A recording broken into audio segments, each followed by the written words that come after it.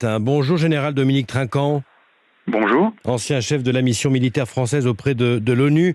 Vous y croyez? Est-ce que c'est une nouvelle stratégie de la part de Poutine ou le début d'un aveu d'impuissance?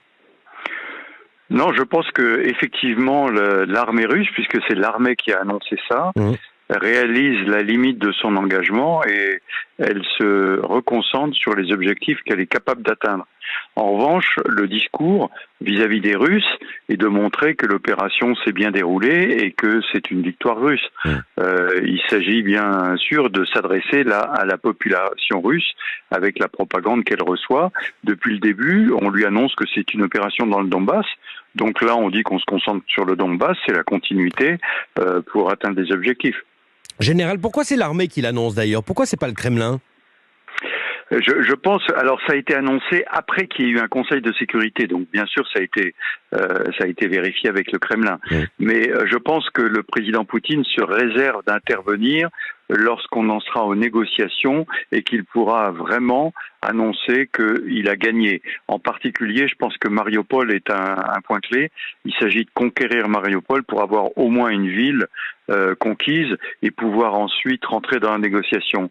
C'est assez intéressant d'ailleurs de voir le dialogue avec monsieur Medvedev, qui est le vice-président du Conseil de sécurité, qui parle stratégie, alors que le président Poutine hier parlait aux travailleurs culturels, donc un sujet qui n'a rien à voir. Donc il y a une répartition des rôles qui est faite là. Général Trinquant, justement, restez avec nous. Vous parliez de Mariupol, l'une des villes les plus touchées, avec un espoir pour les civils, celui d'être évacué. La France, avec la Turquie, avec la Grèce, va mener une opération humanitaire d'évacuation dans les prochains jours. Annonce faite par Emmanuel Macron hier, on l'écoute. Nous allons, en lien avec la Turquie et avec la Grèce, lancer une opération humanitaire pour évacuer toutes celles et ceux qui souhaitent quitter Mariupol.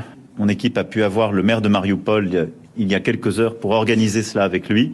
Mais vous voyez, quand cette situation est là, cette ville de plus de 400 000 habitants n'a plus aujourd'hui que 150 000 habitants qui y vivent dans des situations dramatiques. Et donc nous devons absolument obtenir la cessation des conflits là-bas et en tout état de cause, nous agir d'un point de vue humanitaire. Donc je ne peux pas dire que c'est un début de repli ou que c'est satisfaisant, parce que là-bas c'est le drame. Général Trinquant, comment ça va se passer? Comment ça va se dérouler selon vous cette opération?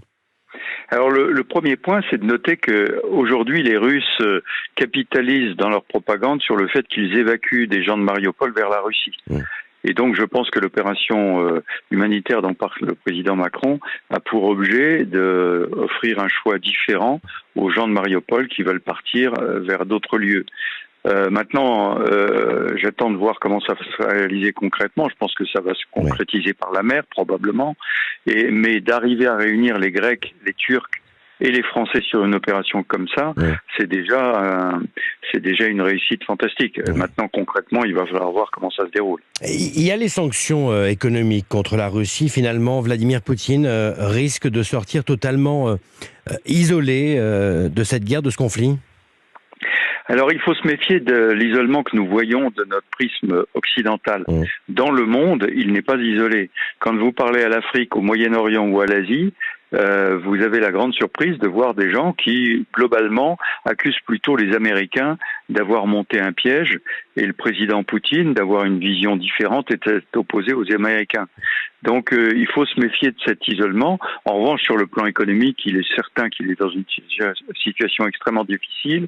Il va falloir qu'il se sorte de cette affaire en montrant à la population russe que finalement il a atteint ses objectifs, mais en revanche, la négociation entre l'Occident et lui va être extrêmement difficile après ce que nous venons de vivre.